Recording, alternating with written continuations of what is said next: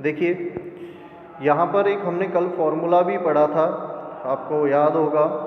Amount of heat आपको दिख रहे हैं, अमाउंट ऑफ हीट का मतलब Q, W का मतलब वर्क और डेल्टा म्यू का मतलब इंटरनल एनर्जी। अभी हमने पढ़ा कि एडियाबैटिक प्रोसेस उसे कहते हैं जिसमें टोटल हीट क्या होगी, जीरो।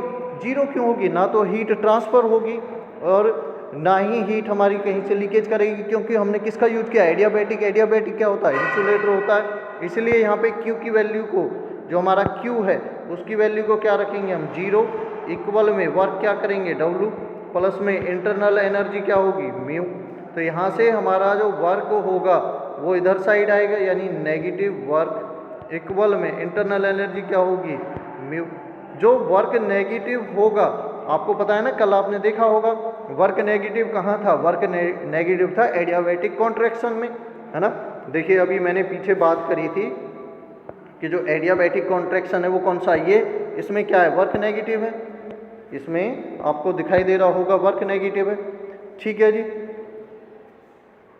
और इसमें वर्क क्या है? पॉजिटिव है। आगे देखो, यही कहता है कि हम इसमें जीरो पुट की, और जब हमने जीरो पुट की तो वर्क क्या आया हमारा? यहाँ पे नेगेटिव आया। ये किसका है? एडियाबैटिक कॉन्ट्रैक्शन का। और इंटरनल एनर्जी की अगर हम बात करें कि किस में इंटरनल एनर्जी पॉजिटिव होगी और किस में नेगेटिव होगी, तो देखिए इंटरनल एनर्जी जो है हमारी एडियाबैटिक एक्सपेंशन में इंटरनल एनर्जी हमारी नेगेटिव होगी और एडियाबैटिक कॉन्ट्रैक्शन में इंटरनल एनर्जी हमारी पॉजिटिव होगी। क्यों? क्योंकि इसमें प्रेशर क्या है? बढ़ रहा है, और जिसमें प्रेशर बढ़ता है इसका मतलब उसमें टेम्परेचर बढ़ रहा है, जिसमें टेम्परेचर बढ़ता है उसमें इंटरनल एनर्जी भी बढ़ती है। इसमें क्या हो रहा है? प्रेशर डिक्रीज हो रहा है, जिसमें प्रेशर डिक्रीज हो रहा है इसका मतलब टेम्परेचर भी डिक्रीज हो रहा है, टेम्परेचर डिक्रीज हो रहा है इसका मतलब क्या हुआ? यहाँ पे इंटरनल एनर्जी भी डिक्रीज हो रही है। यहाँ तक बात समझ में आई भाई?